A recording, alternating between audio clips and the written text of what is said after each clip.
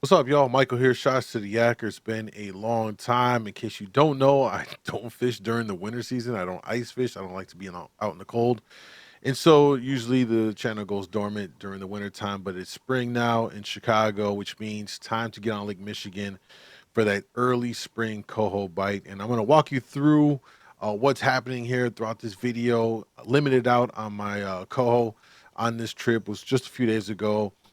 Just to kind of give you a background, it's mid-April. We're in the middle of this terrible coronavirus pandemic, but we're still able to get out on the water. Obviously, some social isolation happening here, quite a few feet away from my buddy Bubba, who you guys should be familiar with, out there trolling, kind of off next to me.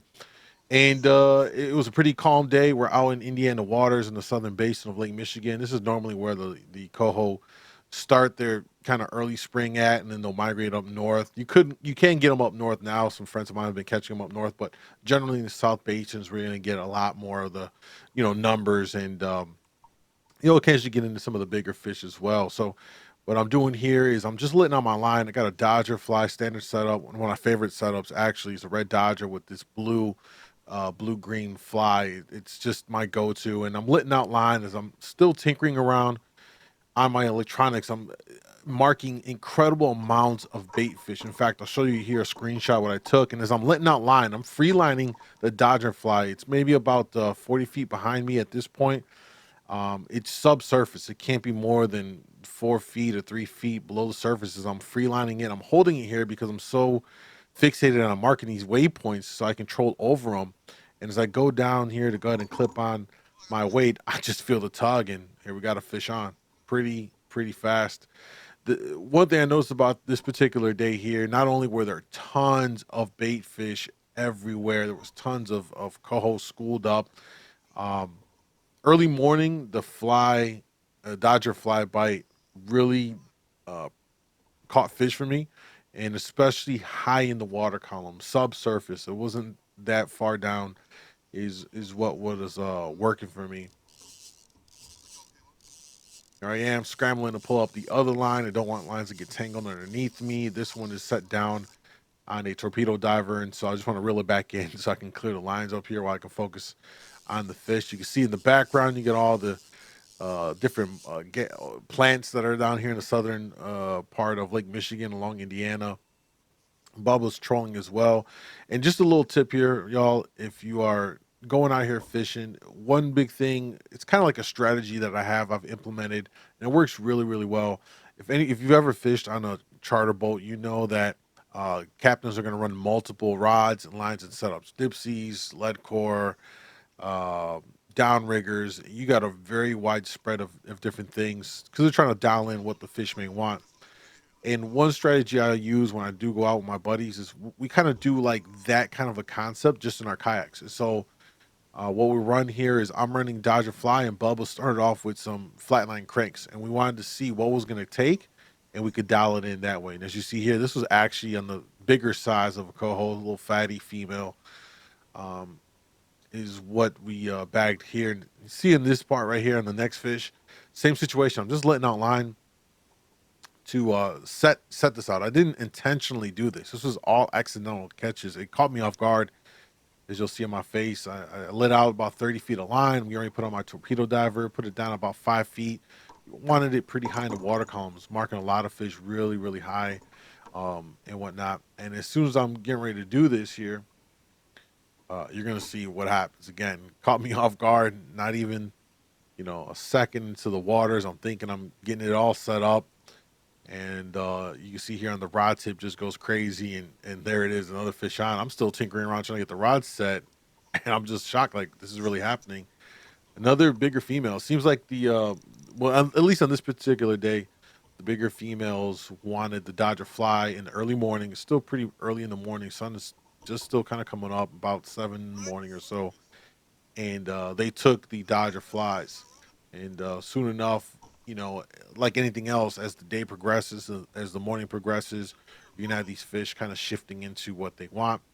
And this is where I give my buddy Bubba credit to, and really credit to the idea of what we talk about here as far as if you're going out kayak fishing and trolling on Lake Michigan with some buddies of yours, which you should do anyway for safety reasons, but utilize that kind of idea of being on a charter boat with having multiple spreads so that you can all dial it in. Because Bubba, as the morning progressed, discovered that boom, they shifted from the Dodger fly bite to a crankbite, and that's what we ended up catching. Well, he caught three, and I ended up limiting out with the last of my three fish with the crank. But here we are, still battling it out with this another bigger female. By bigger, we're talking about 5 pounds or so. These two females I caught, which had all kinds of alewife in its gut, were right around that 5 pound range. Pretty good size, nice and healthy. A lot of these spring coho are going to be eater size, delicious table fares. This is one of the reasons why I will get out in the early spring.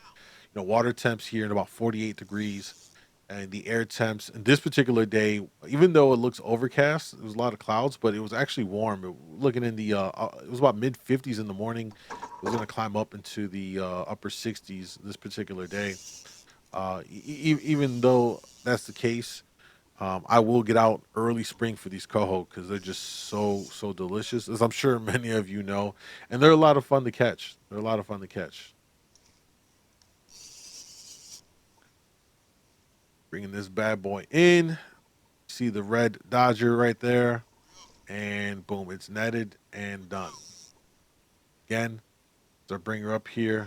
Another nice size female, full, full of alewives. And again, you got to see what I was seeing on the electronics, which is so critical. I couldn't do what I do on Lake Michigan if I didn't have the kind of electronics that I do have. And in this particular case, I'm running a Raymarine Axiom. That's my preferred finder. I prefer Raymarine. I really like this one in particular. Not selling you on it, but simply just the feature set. And if you find whatever brand that you're into that has the same features, allowing you to do tracking, waypoints, which is pretty standard across most, but the chart plotter is so crucial for starting a track. And then when you get bit, drop waypoints along that point so you can troll right back over it. Now, this is later on in the morning, although it doesn't look much later because it's still overcast and whatnot. But this is where Bubba had started to get really solid bites and drive-bys on a crank.